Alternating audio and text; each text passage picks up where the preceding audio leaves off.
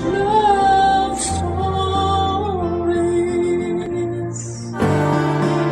Sa nakagisnan, obligasyon ng padre di pamilya ang mag-provide para sa kanyang pamilya. Nakapatong na sa kanyang balikat at pride ang responsibilidad ng lahat ng kasama niya sa bahay. Ikaw ba ang padre di pamilya sa iyong tahanan? Dear Papa Dudut, ako nga pala si Socorro, 45 years old, habang fresh pa sa utak ko. Ang mga nangyari sa buhay ko ay gusto ko lang sana itong ikwento sa inyo. Sana maintindihan ninyo ako. Nakipag-live-in ako sa kaedad kong si Willie. Kakasimula pa lang ng relasyon namin at wala pang isang buwan ay nagsama na kaming dalawa. Bit-bit ko sa bahay ni Willie ang 18 anyos kong anak na dalaga na si Jovi. Maswerte akong pumayag si Willie na isama ang anak ko. Hindi lahat ng lalaki gustong magbit-bit ng hindi niya bagahe. Una pa lang na binanggit ko si Jovi kay Willie ay hindi na ako nagkaroon ng problema para mapalapit ang loob ng anak ko sa kanya. Tinanggap niya si Jovi na para bang sarili niyang anak. Single si Willie noong nakilala ko at wala siyang naging asawa, pero nagkaroon siya, Papa Dudut, ng mga karelasyon na mas bata sa kanya. Hindi niya nakasundo ang mga yon dala marahil ng agwat sa edad. Kaya naman minabuti niyang doon na lamang sa kaedad niya sumubok. Ako ang nagkataon na napadpad sa kanyang daan habang naghahanap ng kaparehas. Maswerte akong masasabi, Papa Dudut, na napadaan siya sa landas ko. Dahil noong time na yon ay hindi ko na alam ang ginagawa ko sa buhay. Ang dati kong asawa at tatay ni Jovi ay hiniwalayan ko noong time na sinalba ko ni Willie. Kaibigan ko pa lamang si Willie noon at nasasabihan ko siya ng problema ko sa dati kong asawa. Kay Willie ako madalas umiiyak na para bang siya ang matalik kong kaibigan. Siguro'y doon ako na fall sa kanya, Papa Dudut. Ganon din siya sa akin. Doon na rin nagwakas ang pagmamahal at pasensya ko sa dati kong asawa. Dahil kay Willie ay nagkaroon ako ng lakas ng loob para iwanan ang mapang-abuso kong asawa. Inalala ko noong simula si Juvie dahil baka ayaw niyang magkahiwalay kami ng tatay niya. Pero nagulat ako nang ang anak ko na mismo ang nagtulak sa akin para umalis na kami sa poder ng kanyang ama.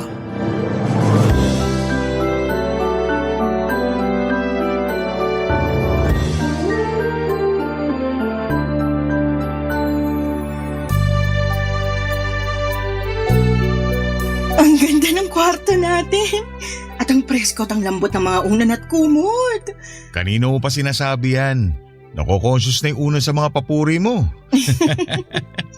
Masaya lang talaga ako kasi ibang-iba to sa naging buhay ko sa dating asawa ko. Masanay ka na sa ganitong buhay. Ito nang bagong simulan nyo ni Jovi. Hindi pa rin talaga ako makapaniwala na may sasaklolo sa akin mula sa asawa ko. Akala ko, habang buhay na akong makukulong at mabubulok sa piling niya. Nadidinig talaga ng Diyos ang dasal natin. Kaya nga abot langit ang pasasalamat ko sa Diyos dahil hinugot niya ako palayo sa asawa ko. Mabuti na lang talaga. Mabuti na lang ano? Mabuti na lang at inad mo ako sa Facebook. Kung hindi mo ako kinaibigan. Anong kinaibigan? Itatama ako lang ha. Baka ibig mong sabihin kung hindi kita nilandi. Basta, nagsimula tayo sa friendship. Hindi pa naman ako interesado sa iyo nung una. Ouch naman. Matapos kitang bilhan ng malalambot na unan at kumot, tapos ganyan ang sasabihin mo. Kasi ayoko namang madungisan ang simula natin. Magkaibigan naman talaga tayo nung una. Pero ramdam mo naman na dati pa kita gusto, hindi ba? Ramdam. Pero ayokong isipin masyado kasi mahal ko pa nun yung asawa ko Ouch ulit? Pero ibang kwento na ngayon. Ikaw na yung mahal ko. Sure na ba yan? Kasi baka mamaya bumalik ka sa kanya kapag namimiss mo yung matigas na unan at magaspang na kumot nyo. Naku, hindi na. Matapos mong iparana sa akin tong malalambot na unan at kumot, sino tangang babalik pa ron? Ikaw na rin nagsabi noon, lagi kang bumabalik sa kanya.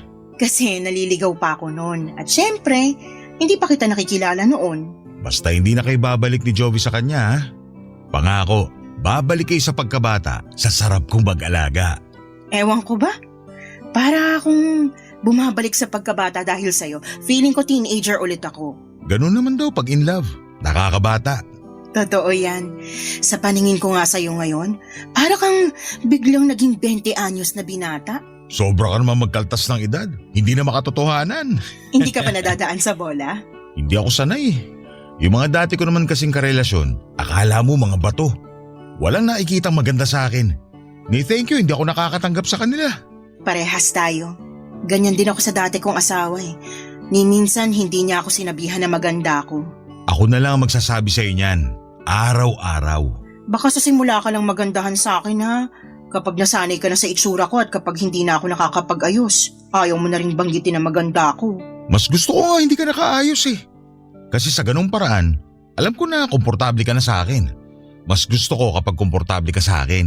Ngayon palang komportable na ako sa'yo kahit hindi mo nasabihin yan. Eh di ayos. Kahit ako komportable na ako sa'yo. Ganun ata kapag soulmates. Naniniwala kang soulmates tayo? Naniniwala ako na pinagtagpo tayo. Pinagtagpo kami ni Willie sa mga panahong kailangan namin ang isa't isa. Tamang timing. Masaya ako sa timing na yon. Natagalan man bago ako natauhan sa dating asawa ko ay ayos pa rin. At least, marami akong natutunan sa dating relasyon ko, Papa Dudut. Alam kong meron din akong pagkakamali sa dating asawa ko at handa ko na yung baguhin at huwag ulitin sa relasyon namin ni Willie. Gusto ko na talagang makatuluyan at maging huling karelasyon si Willie. Kaya walang gabi na hindi ko pinagdasal na tibayan ng Diyos ang relasyon namin. Huwag sanang hayaan ng Diyos na umulit kami sa mga naging pagkakamali sa dati naming karelasyon. Alagaan sana kami lagi ng Diyos, lalo na kapag may kinakaharap kaming problemang dalawa. Sa simula pa lang ay naging bibo na si Willie sa pagpapakita ng pagmamahal sa aming mag-ina. Pinagsilbihan kami na akala mo ay siya ang madre di pamilya. Lahat ng kailangan namin kahit ultimo mga luho na pwedeng wag na lang iabot ay binibigay pa rin niya. Sinabi niyang siya na lamang daw ang bahalang bumawi sa mga pagkukulang ng dati kong asawa sa aming mag-ina. Kailangan daw naming maramdaman na kamahal kami. Sa ganong paraan ay mas magiging maayos ang pakiramdam namin at maghihilom na ang mga sugat namin. Totoo naman ang sinabi niya, Papa Dudut, dahil sa pagpapakita niya ng atensyon, pagmamahal at respeto sa amin ni Juvie ay napansin kong gumanda kami ng anak ko at mas naging mabuting tao. Parang mga bulaklak na nadiligan ng maayos. Pinapaarawan ng sapat at nilagay sa lilim kapag alanganin ang panahon. Ganon kami inalagaan ni Willie. Kaya naman namukadkad ang kagandahan namin ng anak kong si Jovie, Papa Dudut.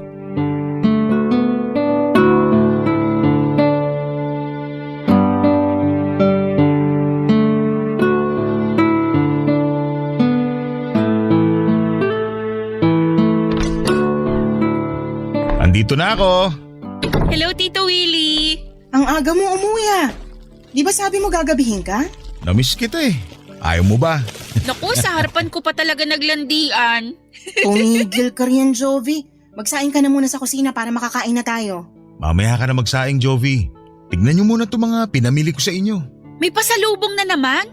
Thank you talaga, Universe. At na-t-shirt ni Mama si Tito Willie. Naka-jackpot. Kakabili mo lang ng mga pasalubong sa amin nung Lunes ah.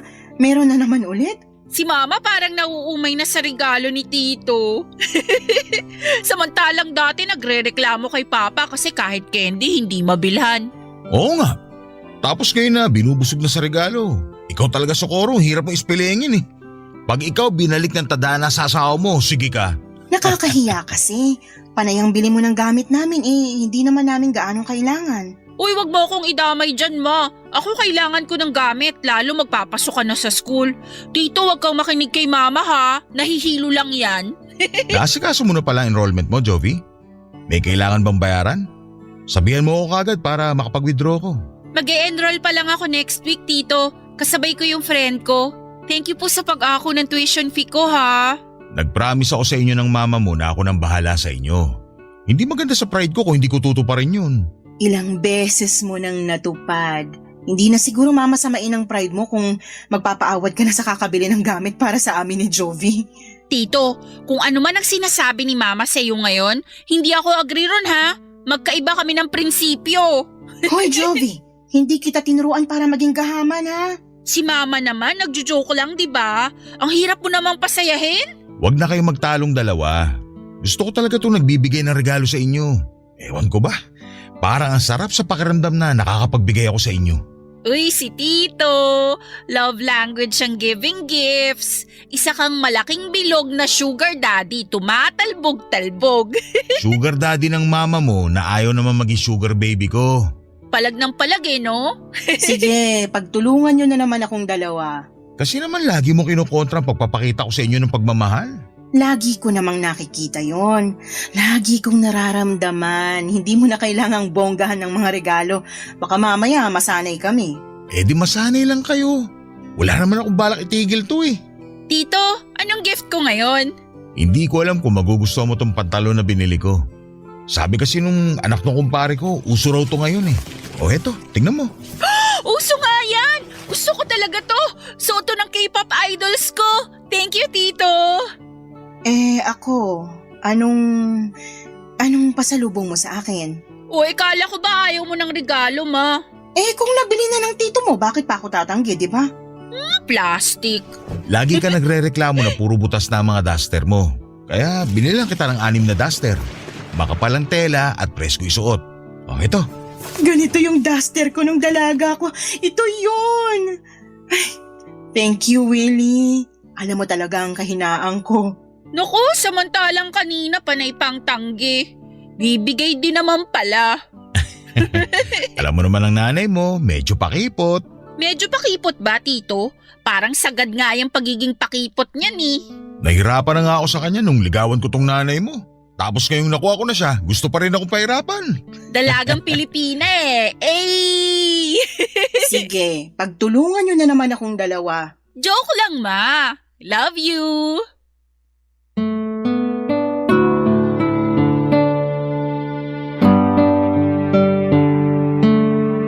Para akong nagkaroong muli ng panibagong pamilya. Para kaming isang buong pamilya nina Jovi at Willie. Hindi ko ito naramdaman noon sa dati kong asawa. Parang kami lang ni Jovi ang pamilya. Akala ko ay hindi ko na mararanasan ang mga bagay na ito. Pero heto at pinatunayan sa akin ng Diyos na posible pala ang mga pangarap ko.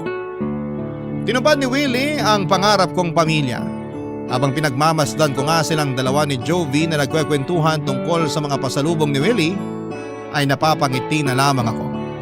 Halos hindi ko na matanggal ang ngiti sa labi ko. Sino ba namang hindi sasaya kapag makita mong magkasama at nasa isang bahay ang mga mahal mo sa buhay? Panay ang dasal ko na sana'y hindi na matapos ang kasiyahang ito. Alam kong hindi naman ako bibiguin ng Diyos dahil matagal din akong naghirap bago ko sinukuan ang sitwasyon na matagal na niyang gustong alisan. Araw-araw ay lagi akong binibigyan ng rason ni Willie para mahulog sa kanya. May oras na parang natatakot na ako dahil masyado nang malalim ang nararamdaman kong pagmamahal para sa kanya. Baka kasi biglang magbago siya o makahanap ng iba. Ganon ba talaga yon? Kapag galing ka sa maling tao at napunta sa tama ay lagi kang matatakot sa tuwing makakaramdam ka ng saya. Kasi ganoon minsan papadudot ang nararamdaman ko. Sinasabi ko ang worries ko kay Willie at lagi niya lamang akong niyayakap at hinahalikan. Patuloy niyang pinaparamdam sa akin na hindi ko na kailangang mamuhay sa nakaraan dahil kasama ko na siya sa kasalukuyan. At sa kasalukuyan ay payapa na ang lahat kasama siya. Naniwala ako sa kanya, papadudot. Nagtiwala ako sa kanya ng sobra. Barangay Love Stories. Barangay Love Stories. Sa mga unang buwan ng pagsasama namin ni Willie ay nasanay na ako sa mga binibigay niyang regalo. Lagi siyang nagpapalit ng mga gamit sa bahay kahit na hindi naman sira. Basta makita niyang may bago at mas magandang gamit online ay bumibili kaagad siya.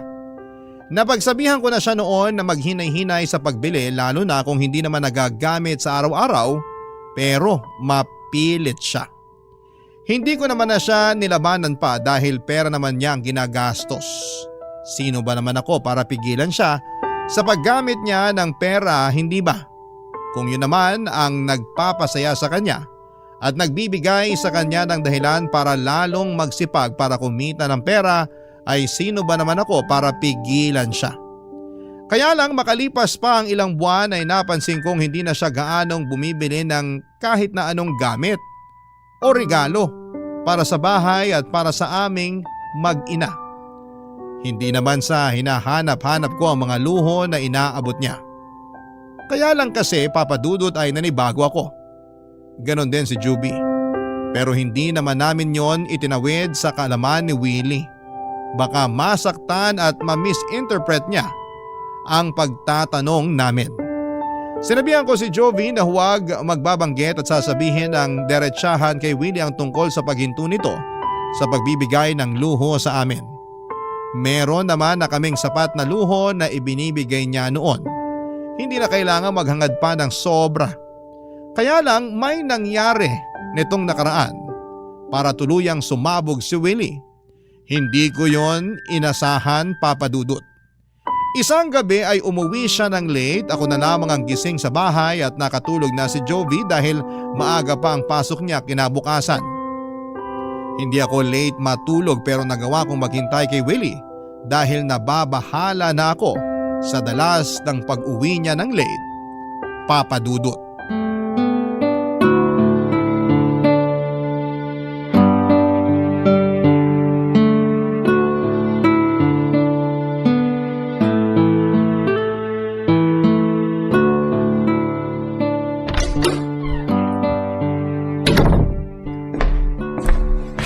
Oh, Socorro, bakit gising ka pa? Hindi ako makatulog.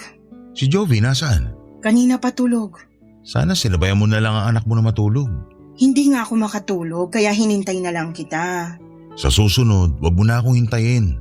Mag-a-update na lang ako kapag gagabihin ako ng uwi. Sige, kumain ka na ba? Hindi pa nga eh. Anong ulam? Nagluto ako ng puset. Ubusin mo na yon. Marami pa bang kanin? Yung sinain ko hanggang bukas na lang ng umaga. Pero may bigas pa. Yun nga rin sana yung sasabihin ko sa'yo. Huling takal na yung bigas na isinain ko kanina. Ang bilis naman nating makaubos ng bigas. Pareho pa naman kayong mahinang kumain ng kanin ni Jovi. Sakto lang ang pagkakaubos ng bigas. Natipid ko pa nga. Halos 3 buwan na kaya yung huling bili mo ng bigas. Bumili ka muna siguro sa tindahan ng per kilo. Ayaw mo ba ng isang sako na lang ulit? Mas makakamura tayo nun. Per kilo muna. Yung pantatlong araw muna siguro ang bilhin mo. Yung pinakamura na rin. Hindi naman ako maselan sa bigas. Sige. Papapain ko na lang yung puset. Hindi na ako magkakanin. Para umabot hanggang tanghalian yung natitirang kanin. Ay hindi. Kumain ka ng kanin. Ikaw tong mahilig sa kanin eh. Hindi naman nag-aalmusal madalas si Jovi. Ako naman, sapat na yung kape. Sa'yo na lahat ng natitirang kanin. Mas kailangan mo yun kaysa sa amin. Ikaw pa naman tong laging nasa labas para rumakit. Salamat, Socorro. May mga frozen food pa ba tayo? Hotdog na lang tapos kalahating plastic ng tosino. Gusto mo bang ipagprito kita bukas para sa almusal mo? Hindi na. Tipirin mo na lang yan para may pagkain sa ibang araw. Mga dilata natin, kamusta naman? Ayos naman sila sa cabinet. Close na sila sa isa't isa, hindi na sila namamahay. Pansamantala, dilata muna ang ulam natin. Lalo na kapag wala naman ako. Haluan mo na lang ng repolyo o kahit na anong gulay para magmukha namang disente.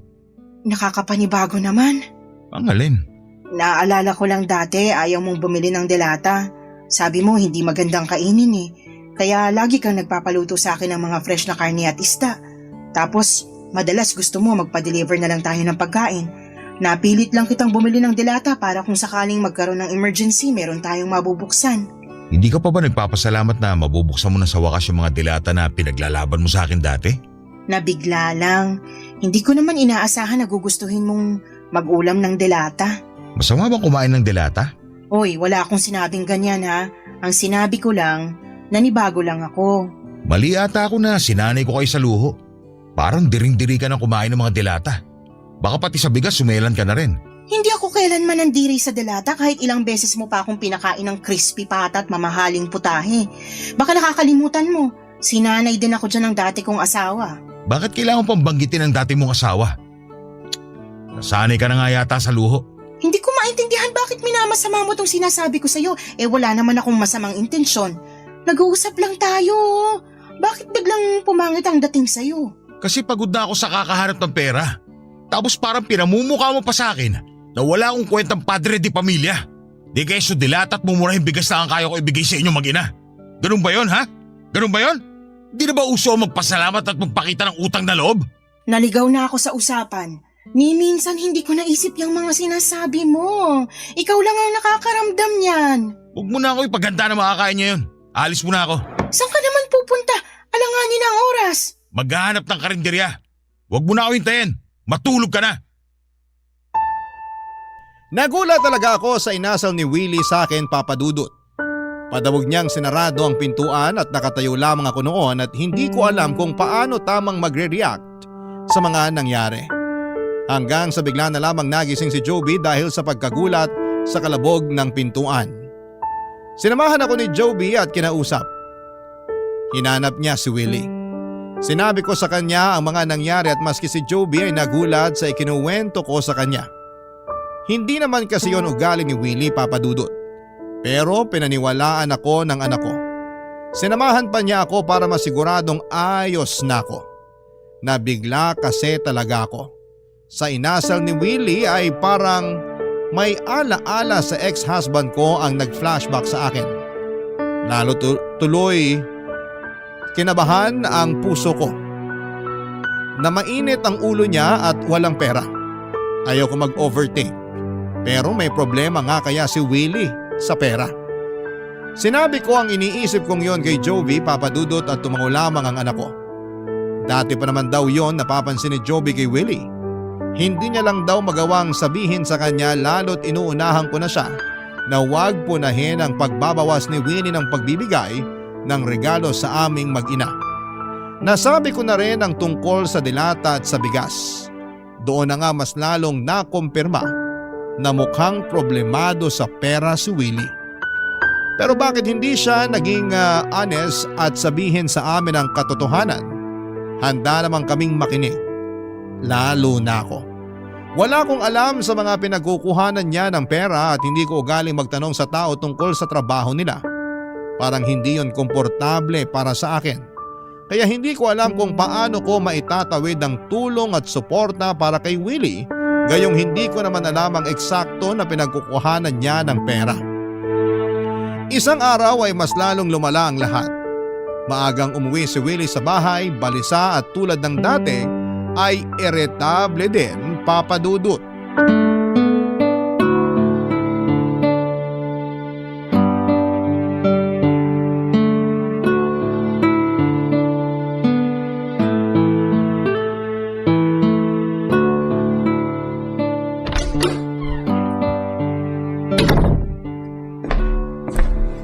Socorro, Ang aga mo yatang umuwi. Kumain ka na? wala akong gana. Alis din ako kagad. May kailangan ba? May ipapaplansya ka bang damit? May naitabi ka pa ba sa mga perang binigay ko sa inyo ni Joby dati? Bakit? Sumagot ka na lang. Sumagot ka rin. Bakit kailangan ko sumagot? Kasi nagtatanong din ako. Pera ko naman yung binigay ko sa'yo. Sa inyong mag-ina. Sumbat ba yan? Kasi naman ang simple lang ng tanong ko, hindi pa magawang sagutin ng maayos. Maski naman ako maayos din ang tanong ko. Oo, alam ko pera mo yun at inabot mo sa akin. May karapatan ka ron. Yun naman pala eh. Nasaan na yung pera? Naitabi ko, wag kang mag-alala. Nabawasan ko pero pinangbili ko naman ang kailangan natin dito sa bahay. Asa na nga yung natira? Dali na! Gusto pa ng pahirapan eh. Willie, may problema ba? Wala magiging problema ko, ibibigay mo na lang sa akin yung pera ko. Alam ko pera mo yon. Pero sa pagkakatanda ko, sinabi mo na pera ko na yon. Ayaw mo ibalik sa akin yung pinaghirapan ko? Handa kong ibalik sa'yo kung sasabihin mo muna sa akin kung saan mo gagamitin yun. Bakit kailangan mo malaman? Bigyan mo rin naman ako ng karapatan na malaman bilang may bahay mo. Ipandadagdag ko sana pambili ng mga regalo ko sa inyo ni Joby. Malapit na ang Pasko. Nasanay pa naman kayong laging nireregaluhan. Nakakahiya naman kung hindi ko kayo bibigyan. Hindi na namin kailangan ng regalo. Gagamitin ko sana yung pera na yun para ipambili ng pagkain at ibang kailangan dito sa bahay. Mas importante yon. Hiningi mong dahilan ko kung bakit ko kinukuha sa iyo yung pera tapos tatablahin mo rin naman pala. Bakit nagtanong ka pa? Bakit pa ang init ng ulo mo? Ano bang nangyayari sa'yo? Kasi ginagawa mo komplikado ang lahat. Ikaw lang tong nagpapakomplikado ng lahat, Willie. Ano bang nangyayari talaga? Hindi ka naman dati ganyan ah. Pati rin naman ikaw. Hindi ka rin naman ganyan dati. Ngayon pala sagot ka na kahit wala sa lugar. Nasa lugar ang mga sagot ko. Baka ikaw. Ganyan ba isusubat mo sa akin? Matapos ko kayong iaon ng anak ko sa hirap? Matapos ko kayong tulungan makatakas sa dating asawa mo? Sino ba sa atin ngayon ang nanunumbat? Ibigay mo sa akin ang pera ko. Pero anong gagamitin nating pambili ng pagkain? Isang buwan ka nang hindi nag-aabot para sa mga kailangan dito sa bahay. Intindihin mo naman ako kung kailangan kong tipirin yun para may makain tayo. Dodoblihin ko ang ibibigay ko sa iyo sa susunod. Ibalik mo lang muna sa akin ang pera. Kailangan ko talaga. Baka pwedeng kahit 1K lang ang ibigay ko sa'yo. Konti na lang din ang natitira sa akin eh. Baka maubusan tayo kapag binigay ko sa'yo lahat. Masyado kang nega, kaya walang nangyayari sa buhay mo. Bakit ganyan ka magsalita? Kasi ayaw pa ibigay sa akin ang pera ko. Akin na! Hindi sa iyo yun! Hindi talaga ako makapaniwala sa inasta sa akin ni Willie, Papa Dudut. Nanlaki ang mga mata niya habang nakatitig sa akin at tila kinukumbinsi akong sumunod na lamang sa gusto niya. Hindi ako nagpatinag.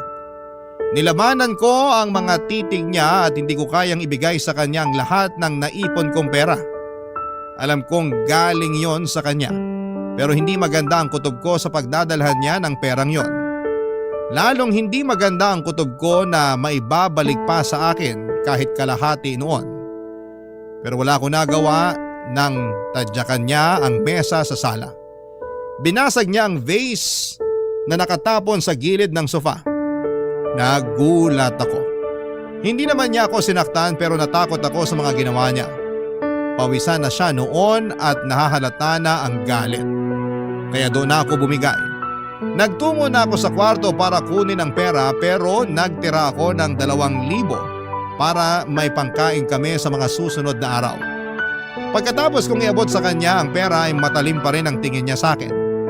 Galit na galit ang mga mata niyang tinititigan ako sa huling pagkakataon bago lumabas ng bahay. Nagdabog siyang muli sa pagsarado ng pintuan. Minessage ko siya after an hour para sabihan sa kanya na hindi ako natuwa sa ipinakita niya sa akin pero hindi niya ako nireplyan. Hindi rin siya umuwi nung gabing yon, tanghali na kinabukasan nang umuwi siya. Tahimik na siya noon, Papa Dudut, at hindi na galit. Pero halata sa mukha niya ang lungkot at problema. Hindi ko na siya kinausap pa.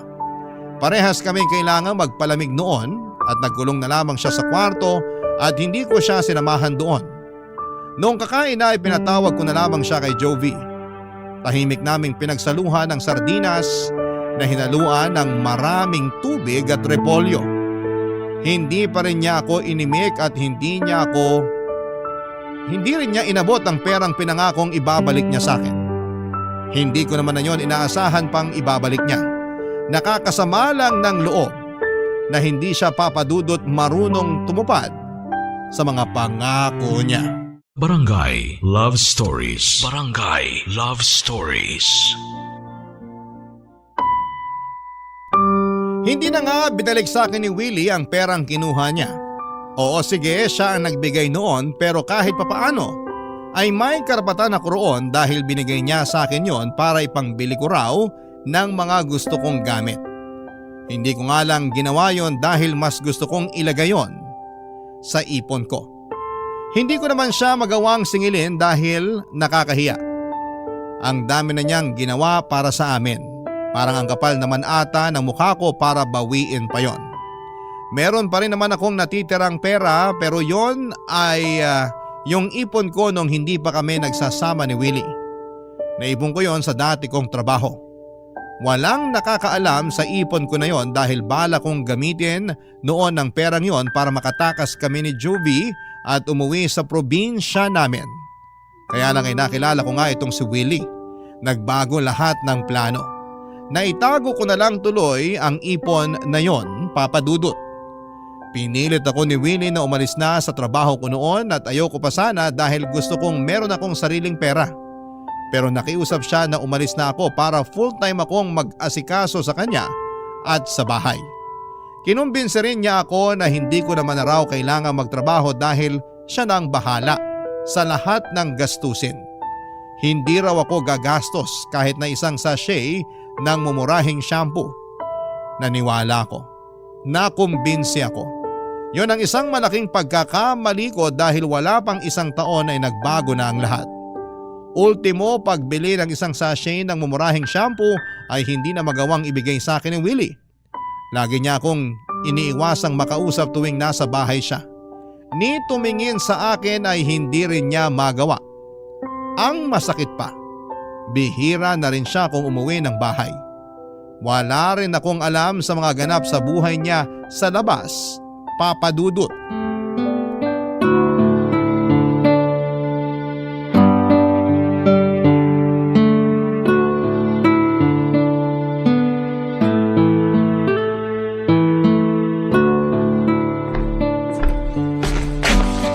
Ma, busy ka?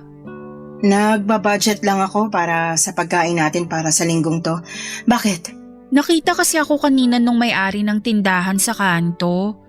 Nagtatanong kung kailan daw natin babayaran yung bigas na inutang natin. Hindi pa ba dumaan doon ng Tito Willie mo?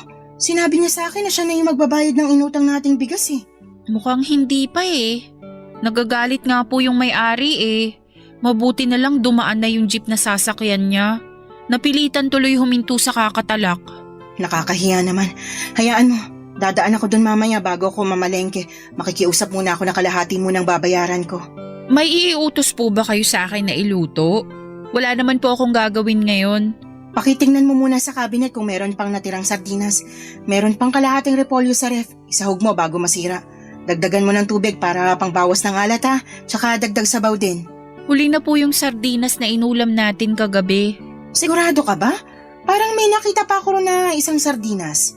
Isang meatloaf na maliit na lang po yun. Kasya na po siguro yun kung tayong dalawa lang ang kakain.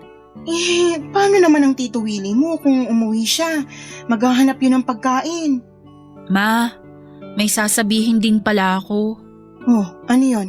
Nawawala po kasi yung naipon kong pera na itinago ko sa ilalim ng kama ko. Ha? Hindi akong kumuha ah.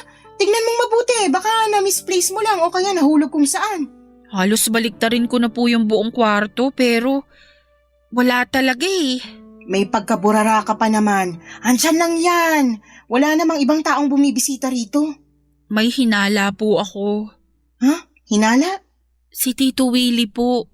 Ay Jovi, wag ganyan. Wag kang mambibintang ha. Eh kasi naman ma, nung naligo ako nung isang araw tapos pagpasok ko ng kwarto ko, andun siya. Hindi naman siya pumapasok sa kwarto ko kahit kailan. Baka naman kasi may tinitingnan siyang mga butas sa kisame o mga butas sa sulok ng kwarto mo. Alam mo na, tag-ulan, nag-iingat lang ang Tito Willie mo. Hindi naman po niya sinabi sa akin yan. Nagulat nga siya nung nakita ko tapos bigla siyang may binulsa. Tapos nagmadali na pong umalis. Busy kasi ang tito mo. Alam mong naghahanap ng ibang racket para lang may makain tayo. Pero bakit hanggang ngayon wala pa rin tayong makaing matino? Yung ipon nyo, nagagamit nyo na pangbayad ng kuryente at tubig. Paano kapag naubusan kayo? Hindi ako aabot doon. Makakahanap ang tito mo ng pagkakakitaan. Magtiwala lang tayo sa kanya. Nagtiwala naman po ako sa kanya nung pumasok siya sa kwarto ko. Kinabukasan, nung chinek ko yung ilalim ng kama ko, nasaid na lahat ng perang andun. At kayong dalawa lang naman ni Tito ang nakakaalam na nagtatago ako ng pera ron. Hindi ba nga nagbibiro pa siya noon na baka ngat-ngatin ng daga yung perang tinatago ko dun? Jovin, wag nga muna natin itong pag-usapan. Sumasakit ng ulo ko sa kakaisip kung saan tayo kukuha ng pera. Hanapin mo pa sa kwarto mo, nandun lang yun. Isipin mong mabuti. Pero ma… Anak, please. Pagod ng utak ni Mama kakaisip. Maawa ka naman. Gusto ko mang tulungan ka pero kota na ako sa mga problema. Sorry po ma. Nakonsensya naman ako na hindi ko pinanigan ang anak ko. Pinagmasdan ko siyang bumalik sa kanyang kwarto para subukan pang hanapin ang pera niyang nawawala. Pagkalabas niya ng kwarto ay halata pa rin ang lungkot. Halatang hindi nahanap ang pera niya. Hindi na lamang niya ako kinausap tungkol doon at nahiya na rin siya at baka mapagalitan kong muli. Nagluto lamang siya ng meatloaf at isinaing ang huling takal ng bigas na mukhang kulang pa para sa aming dalawa. Mas lalo lang akong namroblema. Pumanhing ako sa kwarto namin ni Willie. Mula sa luma kong maleta ay nilabas ko roon ang isang CCTV na nabili ko noon nung nagsasama pa kami ng dati kong asawa. Ginamit ko yon para makakuha ako ng ebidensya sa tuwing sinasaktan niya. Itinago ko na yon noong nagsama na kami ni Willie. Akala ko'y hindi ko na yon magagamit pa. Pero napunta na naman ako sa sitwasyon na kakailanganin ko ng ebidensya. Palihim kong nilagay yon sa pwesto kung saan ko nilagay ang pera at mga alahas ko. Ayokong pagbintangan si Willie pero malakas ang duda ko na siya ang kumuha ng pera ni Juvie. Kinagabihan ay umuwi si Willie at wala pa rin itong sahulog. Mukhang malalim talaga ang problema niya pero ayaw naman niyang magpatulong sa akin. Hindi ko na rin alam ang gagawin ko at nagpaalam siya na diretsyo na siyang matutulog. Tumango lamang ako. Hindi ko siya tinabihan. Nakitulog ako sa kwarto ni Joby. Parang lumalayo na ang loob ko kay Willie. At parang ayoko munang dumikit sa kanya dahil ayokong makaramdam ng galit sa kanya. Kinabukasan ay hindi ko na siya nadatnan sa kwarto. Maaga siyang umalis, sabi ni Juby. Pumasok ako sa kwarto namin at malakas ang kabog ng puso ko. Lalo na nung nakita kong wala na ang pera at mga alahas ko. Nanginginig akong tsinek ang CCTV at doon ay nakita ko si Willie ang kumuha. Naiyak na lamang ako. Hindi dahil nawalan ako ng pera at alahas, kundi nawala ng biglaan ng tiwala ko sa kanya. Kinagabihan ay umuwi siya at inamangan ko siya para kumprontahin. Hindi na ako makapagpigil noon, Papa Dudut.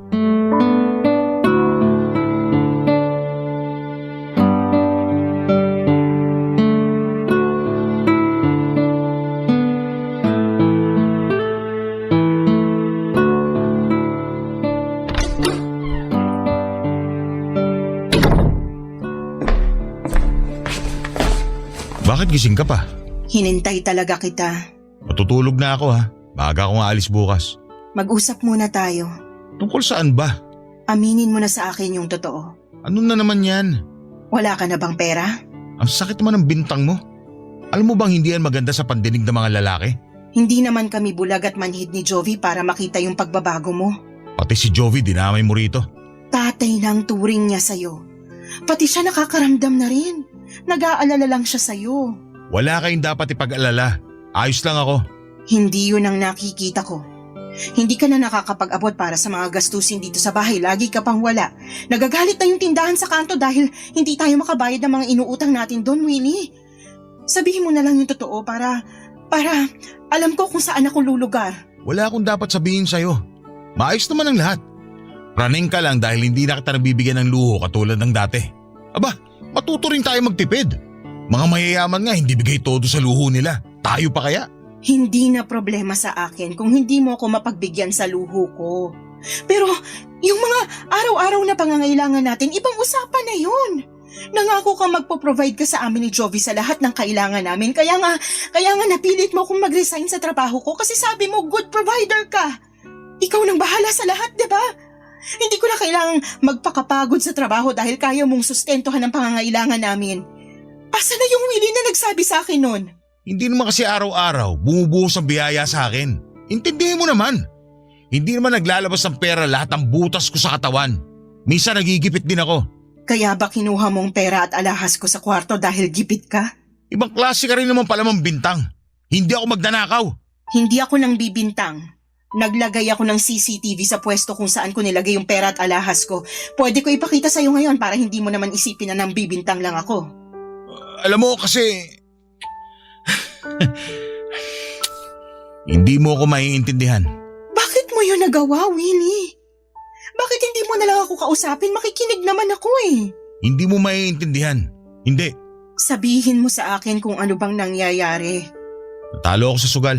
Nagsugal ka? Nanalo naman ako dati sa sabong. Kaya nga lahat ng luho na kailangan nyo mag-ina na ibibigay ko, di ba? Pero Alam mong walang pupuntahang maganda yung pagsasabong. Sa una ka lang papatikimin ng panalo pero babawiin din sa dulo. Sabi ko na hindi mo ako maiintindihan. Bakit pa ba ako nag-aksaya ng laway para magpaliwanag? Sorry, nabigla lang ako. Hindi ko naman kasi alam na sa sugal ka pala kumakapit. Doon naman talaga ako kumukuha ng pera kahit bago pa kita makilala. Naipundar ko tong bahay dahil sa sugal. Ewan ko lang kung ano nangyari ngayon. Hindi ko lang siguro swerte ang taon na to. Ihinto mo na yan, please. Aahon ka rin kahit hindi na magsugal. Magtutulungan tayo. Matutulungan mo ako?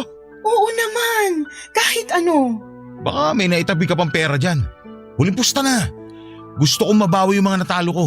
Hindi kita matutulungan dyan. Ayaw na kitang bigyan ng pera para ipangsugal. Kala ko tutulungan mo ako. Sige na, Socorro. Nararamdaman kong ito na yun. Isang pusta pa. Sigurado ako na makakabawi ako. Hindi na ako uulit. Huli na to basta manalo. Hindi, tumigil ka na sa sugal. Hindi ka mananalo dyan. Huwag kang nega. Nangangati na itong palad ko. Kasabihan ng mga matatanda na magkakapera daw pag ganito. Kaya ilapag mo na sa palad kong pera para makapusta na. Sige na. Alam ko na may naitatabi ka pa dyan. Huwag mo akong pagdamutan. Kinuha mo na lahat, Willie. Wala nang natira sa akin. Ano pang ibibigay ko sa'yo? Gisingin mo si Jovi. Baka may mga hindi pa ako nakuha sa ilalim ng kama niya. Ipaliwanag mo na lang sa kanya lahat. Ikaw din ang kumuha ng ipon ni Jovi sa ilalim ng kama? Hindi na mahalaga yun. Ang importante ngayon, magtiwala ka sa akin na may papanalo ko itong susunod na pusta ko. Nararamdaman ko talaga. Sa susunod na panalo ko, pupunta tayo sa Hong Kong. Ayaw mo ba nun? Hindi ako makapaniwala sa mga narinig kong sinabi ni Willie. Nakangiti pa siya sa akin pero kita sa kanyang mga mata ang pagod at pagkabahala. Alam kong pilit lamang niyang kinukumbinsi ang sarili niya na tama pa rin ang ginagawa niya. Lulong na po si Willie sa sabong at kita naman yon sa kanya pero hindi niya magawang tanggapin. Naiiyak na lamang ako noon habang pinipilit niyang tumawa para kumalma. Para na siyang nasisiraan ng bait. Lalo kung paano niya alugin ang balikat ko para pakinggan ko siya. Para bigyan ko siya ng pera. Panay din ang panginginig ng mga kamay niya. Pinagmamasdang ko lamang siya. Lalo na noong paikot-ikot na siya sa sala habang pinapaliwanag sa akin na sa susunod na pusta niya ay milyon na ang makukuha niya. Naniniwala siya roon at doon ako nababahala. Iba na ang tama ng sugal sa utak niya. Nagkunwari akong bibigyan siya ng pera at naniwala naman siya. Natuwa siya. Napalundag pa siya sa saya. Sinabi ko sa kanya na ibibigay ko yon kinabukasan basta matulog na lamang muna siya. Pumayag naman siya, Papa Dudut. Tumakbo na siya patungo sa kwarto namin at nagtalukbong. Pahuni-huni ng kanta at parang nagbibilang ng pera. Naiiyak na ako noon. Unti-unti ay parang tinakasan na si Willie ng bait at hindi ko napaghandaan yon. Kinabukasan ay ginising niya ako para kunin ang pera. Inabutan ko siya ng 100 piso at natuwa siya. Sabi niya ay magiging 100,000 raw yon. Lumabas siya ng bahay nang hindi man lang naligo o nagpalit man lang ng damit. Hinayaan ko siya. Alam kong delikado pero wala na rin akong lakas para pigilan siya. Mga kabarangay, patuloy pa rin po si Willie sa kanyang pagsusugal. May mga araw na matino siya pero mas madalas na parang nawawala na siya sa sarili niya.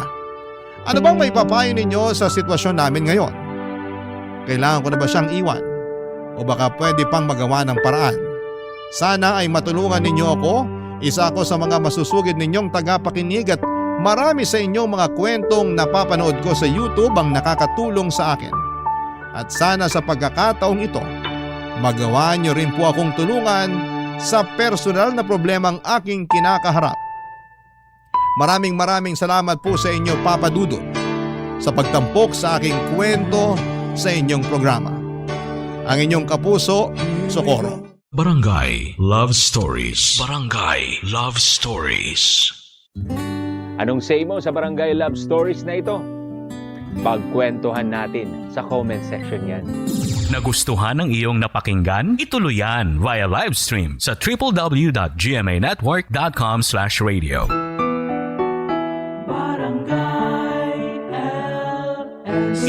Mega Manila 97.1. Forever.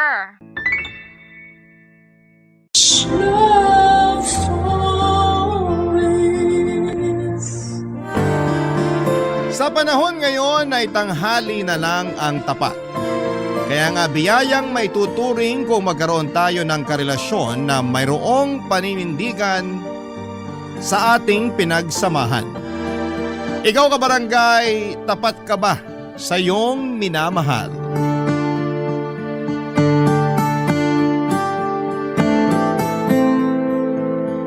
Dear Papa Dudut, love is an expression of need. Ibig sabihin, hindi lang pag-ibig ang kailangan natin. Meron din tayong pangangailangang moral, emosyonal at pinansyal na ibinibigay ng karelasyon natin sa abot ng kanilang makakaya. Mahalaga rin ang pagiging bukas ng komunikasyon natin sa isa't isa upang matalakay ang mga pangangailangan yon ng tama at walang nilalabag na kondisyon. Yan ang mga natutunan ko sa buhay na gusto kong ibahagi sa programa ninyo, kaya sumulat ako.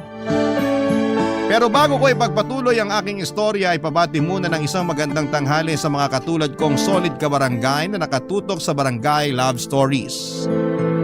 Ako po si Dencio, 34 years old at nagtatrabaho sa isang restaurant sa Caloocan bilang all-around waiter at kitchen staff. Pero kasabay ng pagtatrabaho ko sa gabi ay ang pag-aaral ko sa umaga. At umaasa ako na sa 2026 ay makakapagtapos na rin ako sa kurso kong Business Administration.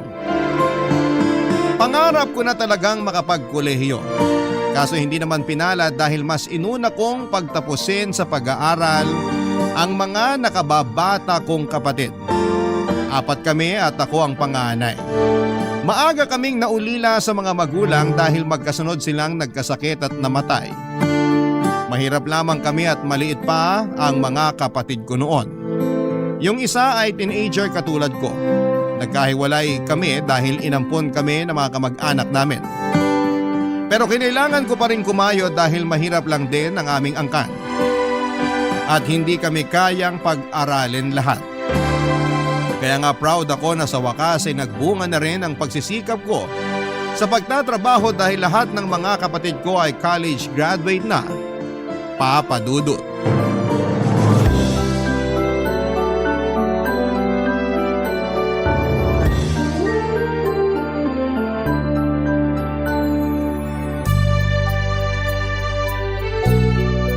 Congratulations, mahal! Ha? Sabi ko, congratulations! Congratulations saan? Kasi graduate na si Bunso. Okay, pero di ba dapat siyang kinokongrats mo, hindi ako? Nandun na tayo pero dapat ka rin i-congrats. Kasi ikaw ang nagpaaral at nagpatapos sa kanya. Katulad ng ginawa mo sa iba niyo pang kapatid. Kung hindi dahil sa pagsisikap mo, hindi sila mabibigyan ng pagkakataon na makapag-aral at makapagtapos. Ganun ba yon? Oo naman. Pero pakiramdam ko, responsibilidad ko naman talaga yon bilang kuya nila. Kaya nga congrats kasi parang ikaw na rin yung graduate. Salamat, mahal. Kapag pinupuri mo ako ng ganyan, nararamdaman ko na kahit paano may narating na rin ako. Ha? Kasi ngayon na lahat ng mga kapatid ko profesional na, bigla akong napaisip sa tungkol sa sitwasyon ng buhay ko. Ano ba kasing ibig mong sabihin? Huwag mo sanang mamasamain. Pero masaya naman ako sa achievement ng mga kapatid ko. Naiinggit lang siguro ako kasi lahat sila college graduate na samantalang ako. Eto, hamak na waiter lang at tagahugas ng pinggan at mga pinaglutuan sa restaurant na pinagtatrabahuhan ko. Teka lang, parang hindi ko naman yata gusto na hinahamak mo ang pagiging waiter mo, mahal. Baka nakakalimutan mo, kung hindi dahil sa trabaho mong yan, hindi ka makakapagpag-graduate ng mga kapatid. Kaya nga kapag pinapaalala mo sa akin yan, nakakalimutan ko yung katotohanan na ako na lang yung hindi nakapagtapos ng pag-aaral. Pwede ka naman mag-aral kung gusto mo. Madali na lang yun since wala ka nang pinapaaral sa mga kapatid mo. Pero 32 years old na ako. Ano naman? Matanda na ako para mag-aral. Ang babata ng mga kaklase ko, syempre mahihiya na ako nun. Hindi naman nakakahiya yun. Meron ngang iba mas matanda pa sa'yo pero nag-aaral pa rin. Merong lolo, lola, tatay, tsaka nanay. Ikaw 32 ka pa lang naman. Tsaka paalala ko lang sa'yo ha, na walang pinipiling edad ang edukasyon. Pero nagdadalawang isip pa rin ako kasi baka di na ako makasabay sa klase. Kasi nga ang tagal ko nang tumigil eh. Ang alam ko na lang ngayon, mag-serve sa mga customer at maghugas ng pinggan sa kusina. Lahat naman pwedeng pag-aralan. Lahat pwedeng matutunan. Kaya ka nga nag-aaral kasi tuturuan ka naman nila. Pero syempre, kailangan sipagan mo rin yung pagse-self-study. Kaya mo yan. May tiwala ako sa kakayahan mo. Buti ka pa may tiwala, pero ako, ewan ko, ang hina ng loob ko. Hindi naman mahina ang loob mo eh. Mahiyain ka lang. Pero nagagamot naman yan. Basta magtiwala ka lang sa kakayahan mo. Nandito lang naman ako para sumuporta sa'yo sakaling gusto mo mag-aral ng college. Talaga? Talagang talaga. Pero 4 na taon yun kung sakali. Hindi ka ba maiinip na hintayin ako makagraduate?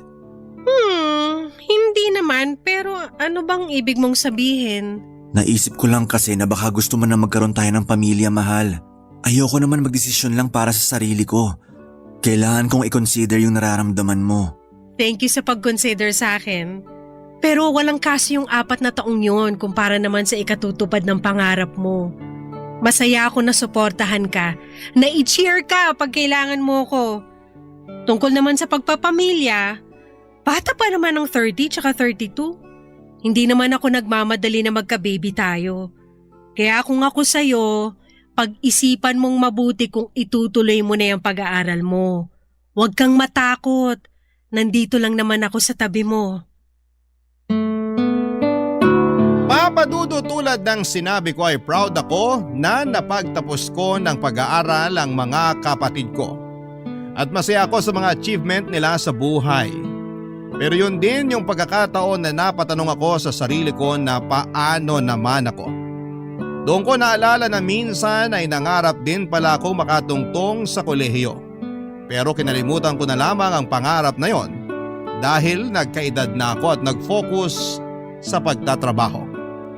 Hindi ko na rin alam kung paano magsisimula. Baka hindi ko kayaning pagsabayin ang pagtatrabaho at pag-aaral.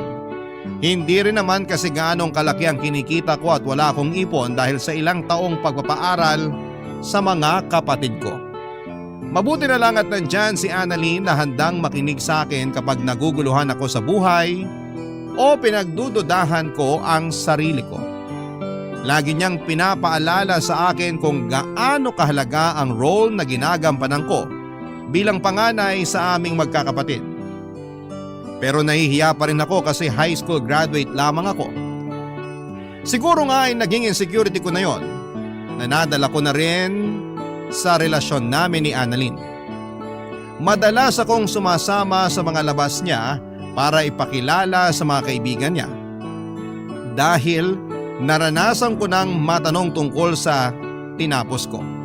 Hindi naman sa kinakahiya ko ang pagiging high school graduate ko, pero pag sinasabi ko yon sa kanila ay natatahimik na lamang sila.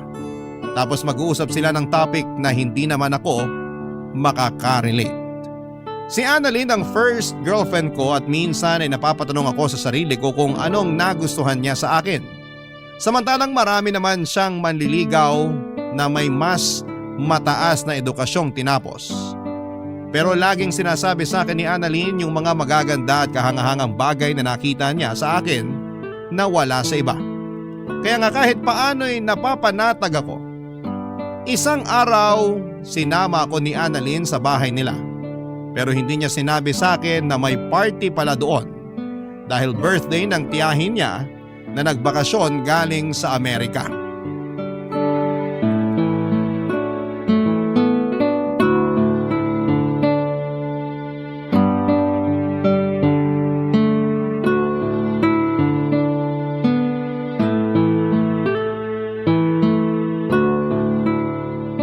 Sorry na mahal, galit ka ba sa akin? Hindi ako galit sa'yo. Nagulat lang ako kasi di ko akalain may party pala rito sa inyo. Sana sinabi mo man lang para nakabili ako ng formal na damit. Mamaya ano pang sabihin ng parents mo sa akin? Wala silang sasabihin sa'yo. At saka maayos naman yung damit mo, hindi mo kailangan ng formal. Gusto ko lang maging presentable sa harap ng pamilya mo. Lalo na nandito pala yung auntie mo. Mabait naman si Auntie Betty, hindi ka nun i-judge. Tsaka wala kang ang dapat ipag-alala sa itsura mo. Ang gwapo mo kaya dyan sa suot mong polo shirt. Siyempre, regalo mo kaya sa akin to. Yan, kinilig tuloy ako. Pero kabado pa rin ako. Kumalma ka nga. Saan ka ba kinakabahan? Hindi saan, kundi kanino. Kanino? Sa Auntie Betty ko? Oo, Ako bang pinag-uusapan niyo? Auntie Betty! Payakap naman ako! Grabe, ang tagal din nung huli kitang nakita. Hindi ka pa ba nag-aasawa? Hindi pa po, Auntie. Pero may boyfriend ka. Oo naman po. Ay, kasama ko po ang boyfriend ko. Si Densho po. Hello po ma'am. Ma'am. Nako, wag mo na akong tawaging ma'am. Auntie Betty na lang. Nice to meet you, Densho. Nice to meet you rin po ma'am. Ay, Auntie Betty po pala. Ano ba naman tong boyfriend mo, Annalyn? Kabado masyado. Nanginginig pa yung kamay, oh. Hindi naman ako nangangagat. Siyempre, ngayon lang din niya kasi kayo nakilala kaya kinakabahan po siya. Pero sinabi ko naman po kay Densho na mabait kayo. Ay, marami rin nakapagsabi sa akin yan. Kasi nga totoo naman po. Mabait kayong auntie kaya mahal na mahal namin kayo. Mahal ko rin kayo, lalo ka na. Alam mo ba na si Annalyn ang pinakapaborito ko sa mga pamangkin ko? Talaga po? Oo, kasi masunurin tong batang to at lagi akong kinukumusta kahit na nasa Amerika na ako. Nga lang, may tampo ko kasi hindi man lang niya sinabi sa akin na nagka-boyfriend na pala siya. Auntie naman, plano ko po kasi kayong sorpresahin. Sa bagay, nasorpresa mo nga ako. Matanong lang kita, Densho, ano bang tinapos mo? Ano po?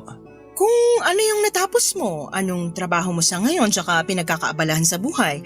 Siyempre, gusto kitang kilalanin ng husto kasi boyfriend ka ng paborito kong pamangkin. Si Auntie talaga? Mamaya may makarinig sa'yo kakasabi mo na ako yung paborito mo. Ano naman kung may makarinig, totoo naman. Ano po kasi, yung totoo, high school graduate lang po ako. High school graduate? Ibig sabihin, hindi ka man lang nakatungtong sa kolehiyo? Hindi po. Kasi pinagtapos ni Densho sa college yung mga kapatid niya, Auntie. Ay, talaga? Opo! Maaga kasi silang naulila kaya siya na lang yung nagtaguyod sa mga kapatid niya. Inunay niya yung pag-aaral nila.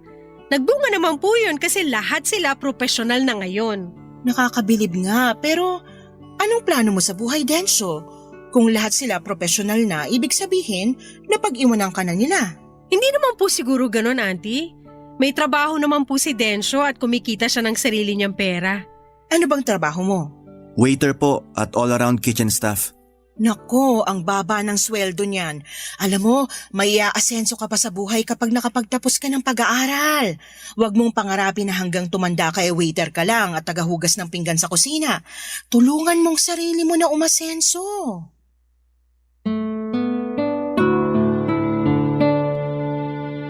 Papadudot mabait si Auntie Betty pero may pagkaprangkang manalita. At ramdam ko yon habang sinasabi niya sa akin na tulungan ko raw ang sarili ko na umasenso. Hindi naman ako na-offend dahil mabuti naman ang hangarin niya. Gusto lamang niya akong mapabuti para sa sarili ko at sa amin ni Annalyn. Hindi rin naman nagtagal yung pagkausap niya sa akin dahil tinawag na siya ng iba nilang kamag-anak. Pero pag may pagkakataon ay bumabalik siya sa pwesto namin ng girlfriend ko para makipagkwentuhan. Aaminin kong namangha ako, papadudot, at humanga talaga ako sa tiyahin ng girlfriend ko pagkakita ko pa lamang sa kanya. Sa edad niya kasing 45 ay napakaganda pa rin ang hubog ng katawan niya. Halatang alagang-alaga rin ang kutis niya at puro masusustansyang pagkain lamang ang kinakain niya. Noong una ay nailang pa akong kausapin si Auntie Betty dahil baka dumugo ang ilong ko sakaling mag-English siya. Pero natawa naman ako kasi matatas siyang magtagalog.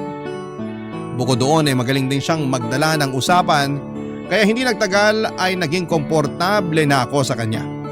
Masaya naman yung party kahit na ilang beses akong nahiya. Doon ko biglang naisip na kung may tinapos lamang ako, mas confident akong humarap sa mga kamag-anak at kaibigan ni Annalyn. Hindi yung Mananahimik lamang ako sa isang sulok at naghihintay na sana ay mag-uwian na at matapos na ang party ng gabing yon. Papa Dudut. Barangay Love Stories. Barangay Love Stories.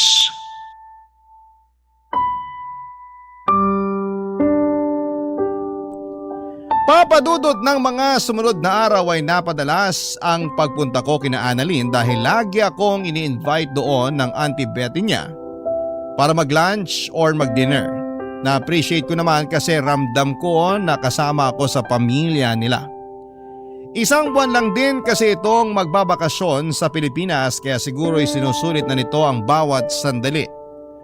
Pag nandun ako sa bahay nila ay lagi nagluluto si Auntie Betty ng specialty niya na putahe. At talaga namang masarap magluto si Auntie Betty. Sa katunayan ay nakakadalawa o 3 plato pa ako sa mga luto niya. Bagay na kinatutuwaan niya sa akin. Maraming magagandang kwento sa akin si Annalyn tungkol sa tiyahin niya. Wala itong anak pero nagkaasawa naman. Maaga nga lang itong nabiyuda matapos mamatay sa sakit ng asawa nitong Pinoy. Mahal na mahal daw ni Auntie Betty yung namayapan niyang asawa at yon ang dahilan kung bakit nagpakalayo-layo ito. Hindi kasi makausad si Auntie Betty dito sa Pilipinas. Dahil lagi nitong naaalala ang mister niya kaya nag-decide itong mag-abroad. Sa ilang taon niya sa Amerika ay nakaipon siya ng pera para makapagpatayo ng business doon. Mabait talaga si Auntie Betty, siya ang paboritong tiyahin ng karamihan sa mga pamangkin niya, Papa Dudut.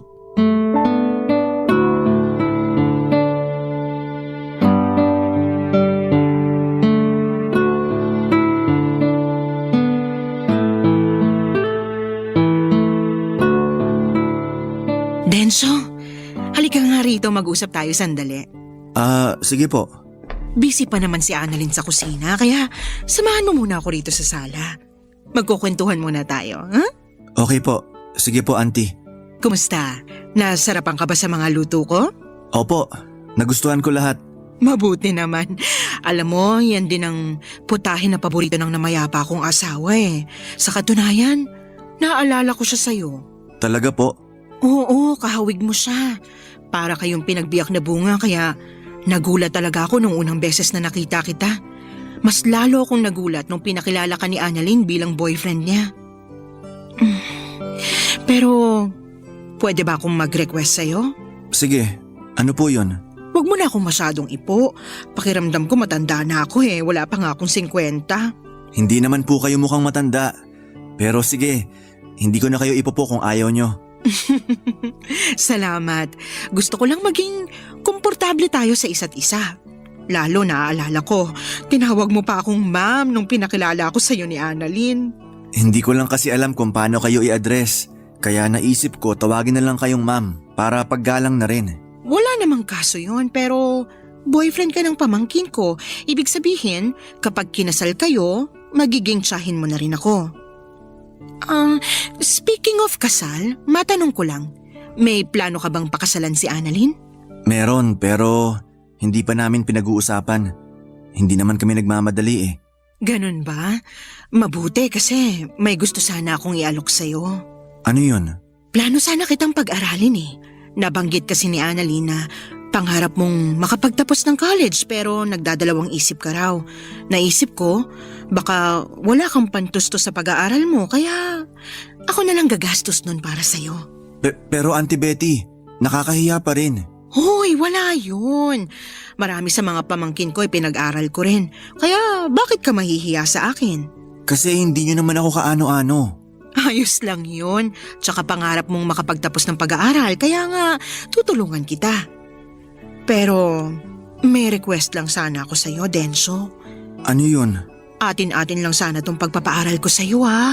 Kasi baka masilip ako ng iba kong kamag-anak. Pera ko naman ang ginagastos ko pero ayoko sa lahat pinag-uusapan ako. Hindi nyo naman kasi ako kailangan pag-aralin. Ayos lang naman ako. Ayos lang sa'yo na hanggang dyan ka na lang.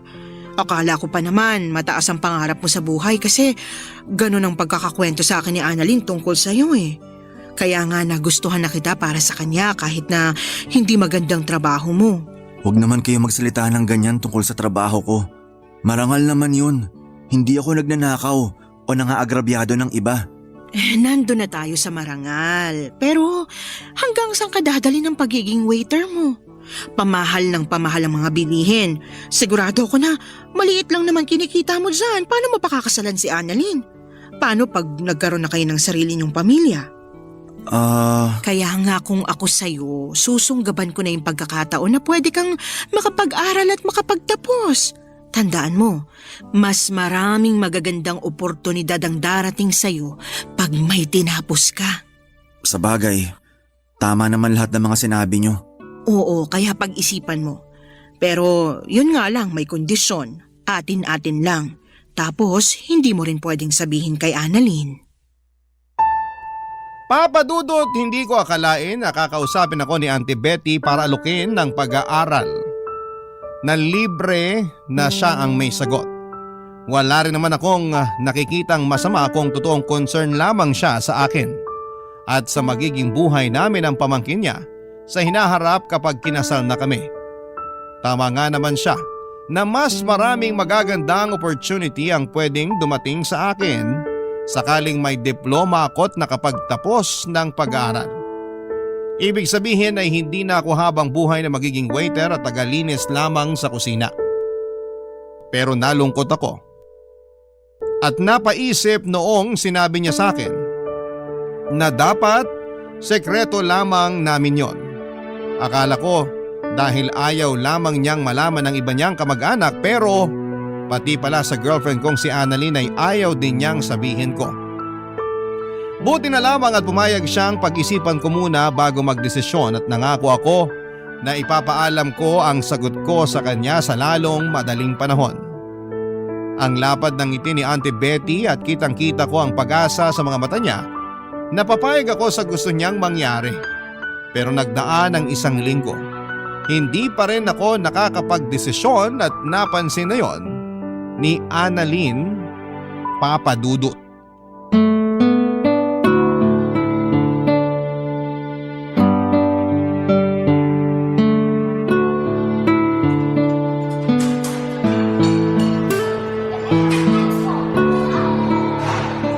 Mahal, may sakit ka ba? Ha?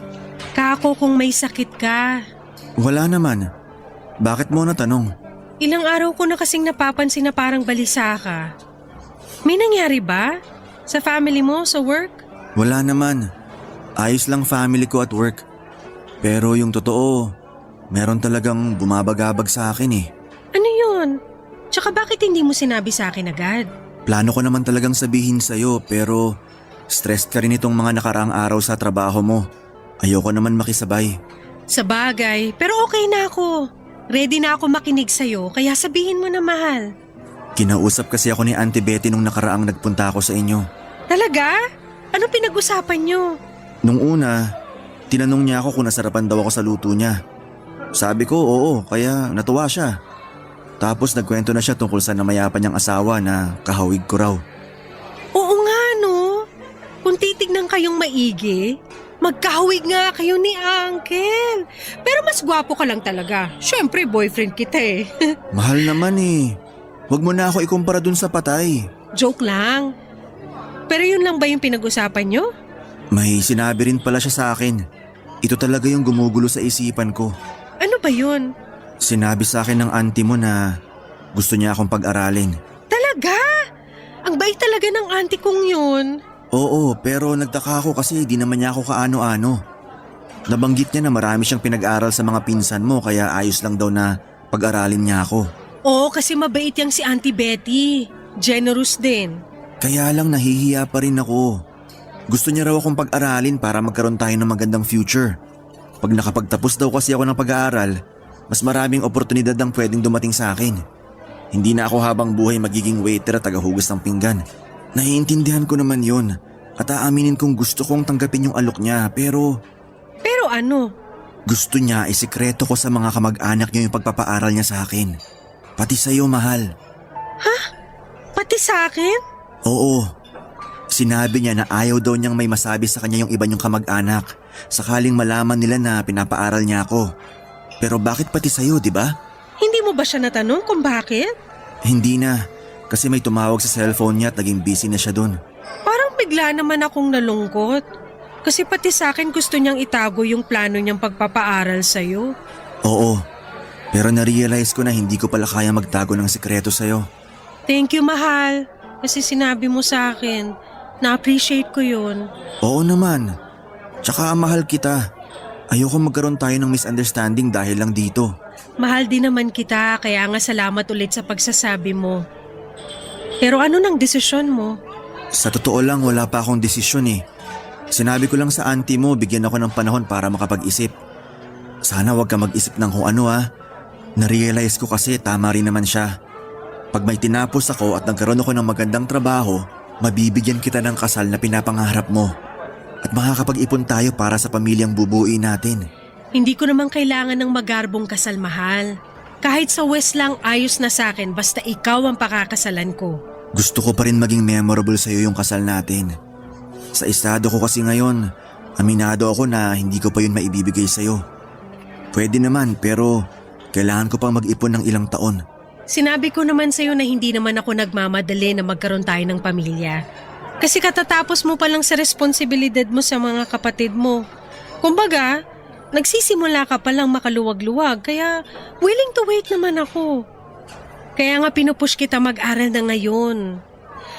Ay, maganda sana ang offer ni auntie kaso bakit kailangan kayo lang dalawa yung makakaalam? Papa Dudut, kinalungkot ko nang makita kong nalungkot si Annalyn matapos niyang malaman ang tungkol sa plano ng tiyahin niya na sikreto yung pagpapaaral nito sa akin kung sakali. Kasi kung may mabuting intensyon ng tita niya, kung gusto talaga nitong makatulong sa akin ay bakit kailangan pa nitong itago ang mabuting gawain nito. Doon ako kinutuban na baka may ibang binabalak si Auntie Betty. Pero ayoko namang tumalon sa konklusyon at mag-isip ng masama tungkol sa kanya. Hanggang isang araw ay nakatanggap ako ng chat sa messenger mula kay Auntie Betty. Nagulat pa nga ako noon kasi hindi ko naman akalain na magpapadala siya sa akin ng mensahe. Ang laman noon ay ang pagtatanong niya sa akin kung payag na raw ba akong pag-aralin niya. Naglatag din siya ng kondisyon at inulit na naman sa akin na dapat ay sekreto lang naming dalawa ang plano niyang pagpapaaral sa akin. Nang mga panahong yon ay nakapagdesisyon na ako. At alam ko na kung ano ang isasagot ko sa kanya. Lalo pat, desperado na ako.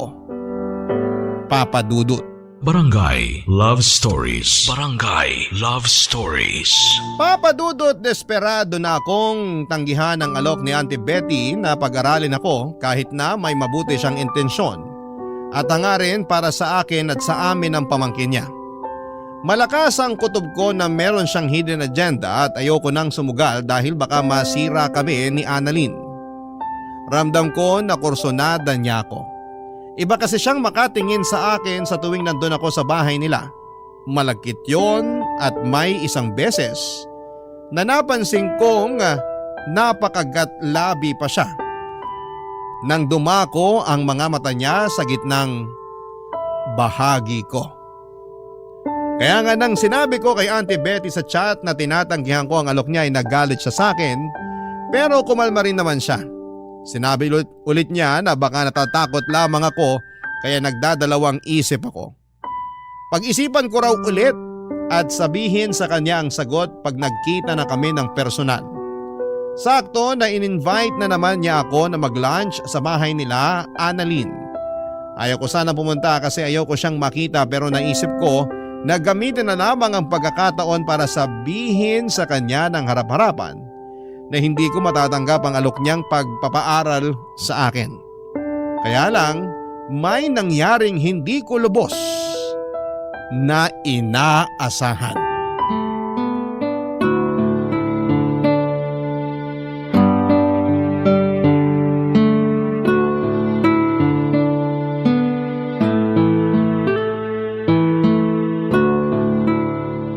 Salamat na lang po sa alok nyo pero hindi ko na po matatanggap yung pagpapaaral nyo sa akin. Diba sinabi ko nang wag mo na akong ipo? Ay, tigas ng ulo mo. Tapos ngayon ikaw pa may ganang tumanggi sa alok ko? Pasensya na po pero narealize ko kasi na… Na ano? Ang sabihin mo, maarte ka lang. Baka naman hindi talaga totoo yung sinabi sa akin ng pamangkin ko na gusto mong mag-aral. Kasi wala ka naman talagang pangarap para sa sarili mo. Kontento ka na lang dyan sa trabaho mong napakababa ng sweldo. Gusto ko pa rin pong mag-aral. Pero gagawin ko yun nang hindi umaasa ng tulong mula sa inyo. Paano mo nga yun gagawin? Ang baba nga ng sahod mo. Baka lalo kang mamulubi. Baka nakakalimutan nyo. Pinag-aral ko mga kapatid ko. Pinagtapos ko silang lahat ng koleyo. Kinaya ko yun mag-isa. At nagawa ko yun sa pag-waiter lang at paghuhugas ng pinggan at pinaglutuan. Kaya wala kayong karapatan na insultihin ang trabaho ko. Oo ang galing mo naman pala. Pero alam ko pagod ka na kaya hayaan mo na lang ako na babyhin ka. Ano pong sinabi nyo? Alam mo kasi, gustong gusto kita, Denso. Yun yung dahilan kaya gusto kitang tulungan at gusto ko rin isikreto natin yun kay Annalyn. Ano bang pinagsasabi nyo, auntie? Simula kasi nung makita kita, hindi ka na nawala sa isip ko. Kamukhang kamukha mo yung namayapa kong asawa at miss na miss ko na siya. Tumigil na po kayo kasi hindi naman ako yung asawa nyo. Ayaw mo ba talaga sa akin? Maganda naman ako, sexy. Mas masarap pa ako sa girlfriend mo. Auntie Betty, anong ginagawa niyo kay Densyo? Ikaw pala, Annalyn. Tsaka ano nga yung sinabi niyo? Mas maganda kayo sa akin? Mas sexy at mas masarap? Bakit? Totoo naman, di ba? Tingnan mo nga yung katawan mo kumpara naman sa katawan ko. Kaya ako dapat yung mas gustuhin sa ating dalawa ni Densyo. Kaya pala gusto niyong isikreto yung pagpapaaral niyo sa kanya kasi may hidden agenda kayo sa boyfriend ko? Paano mo nalaman yan tungkol sa plano kong pagpapaaral sa kanya? Sinabi ko sa girlfriend ko kasi alam ko na hindi tama yung gusto nyo mangyari.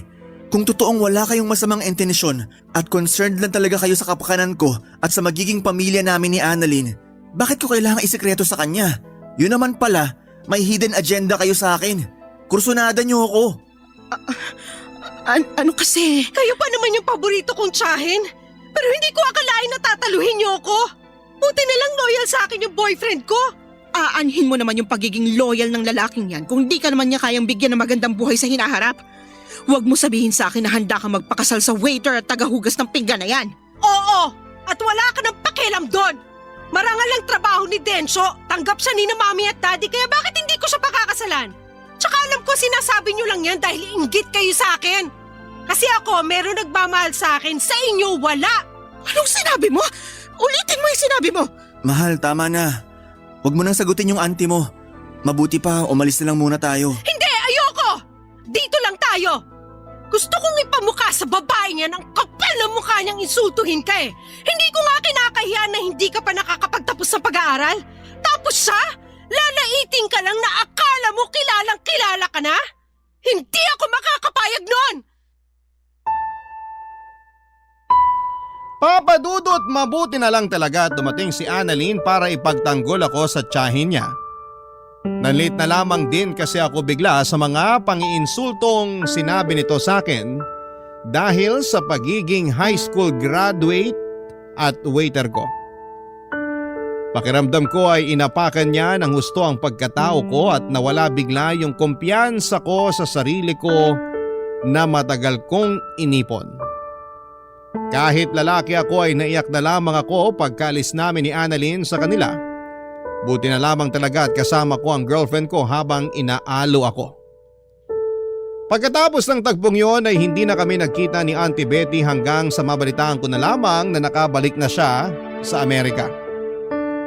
Blinako na rin siya sa messenger para hindi na siya makapag-chat sa akin. Doon ko naramdaman yung matinding kagustuhan ko na makapag-aral at makapagtapos para may pagmamalaki ako sa hinaharap. Pero hindi ko lang yon gagawin para sa sarili ko kundi para sa amin ni Annalyn. Mahal na mahal ko ang girlfriend ko at malaki ang papel na ginagampanan niya para hindi ko maramdaman na wala akong narating sa buhay dahil lang ganito lamang ang natapos ko. Siya rin ang nagpapayo sa akin kasama ko sa mga malulungkot at masasayang araw ko. Kaya naman nangako ako na poprotektahan ko siya at ang relasyon namin. Doon ako nagsabi sa kanya na gusto kong mag-aral na talaga. Tulad ng inaasahan, full support siya sa akin. Mabuti na lang at may mga institusyon na tumatanggap ng mga estudyanteng may edad na at nagtatrabaho, kaya kahit extra challenge ang pag-aaral habang naghahanap buhay, inspirado ako at motivated na makapagtapos balang araw. Mabilis na nagdaan ang 2 taon, incoming third year student na ako sa kursong Business Administration, Papa Dudut.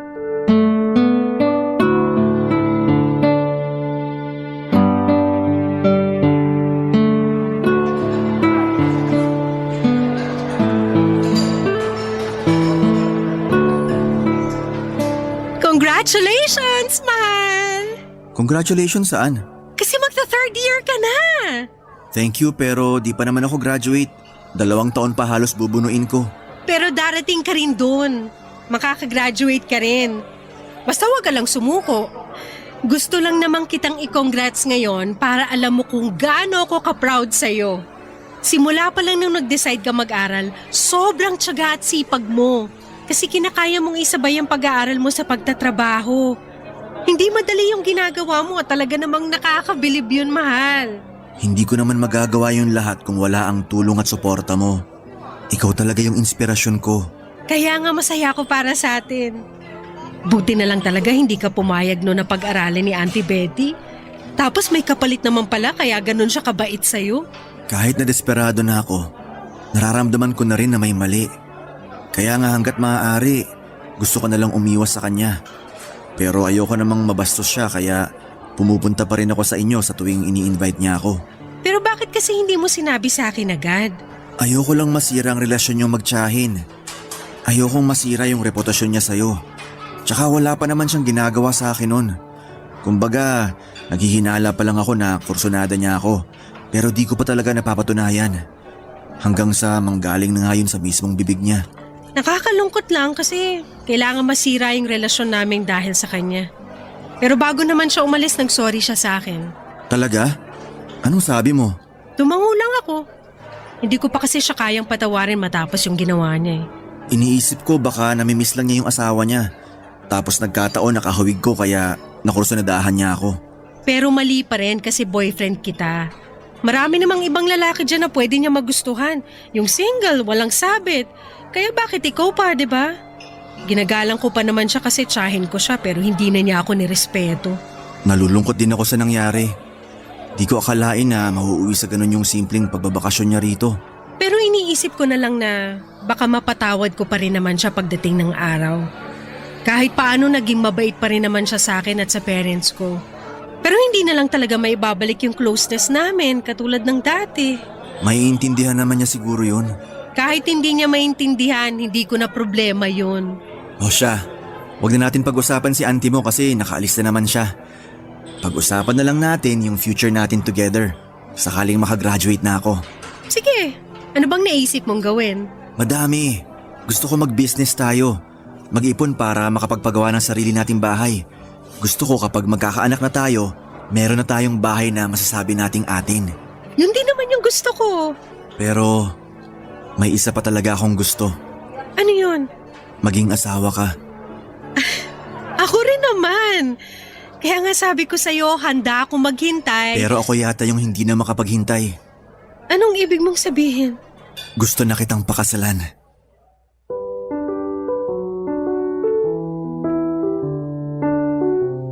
Papa Dudut, nag-propose ako kay Annalyn ng araw na yon sa paborito naming fast food chain na kinakainan. Simple lang yung proposal pero masasabi kong memorable. Gustong gusto ko na talagang iharap sa altar ang babaeng mahal ko. At hindi na ako makapaghihintay pa na makagraduate bago ko gawin ang bagay na yon. Sa susunod na taon pa talaga ang plano naming pag-iisang dibdib, pareho na kaming kabado at nananabik ni Annalyn. Sa kasalukuyan ay nagsisikap ako sa pag-aaral habang nagpupursige rin sa pagtatrabaho. Gusto ko kasing makaipon ng pera para mabigyan ko ng pangarap niyang kasal ang girlfriend ko. Minsan lang naman yon sa buhay namin kaya gusto kong gawing espesyal. Alam ko na bagaman mahirap ay matutupad ko ang mga pangarap ko na ito. Isa na nga doon ay ang makapagtapos ako ng kolehiyo. Masaya ako dahil suportado ko ni Annalyn at ng mga kapatid ko. Hanggang dito na lamang po ang sulat ko at naway nakapulot kayo ng aral at inspirasyon sa kwentong ibinahagi ko. God bless po and more power sa Barangay Love Stories. Number 1 po kayo sa puso namin. Ang inyong kapuso at kabarangay forever, Densyo. Nagustuhan ng iyong napakinggan? Ituloy yan via live stream sa www.gmanetwork.com/radio. Barangay LS 97.1 Forever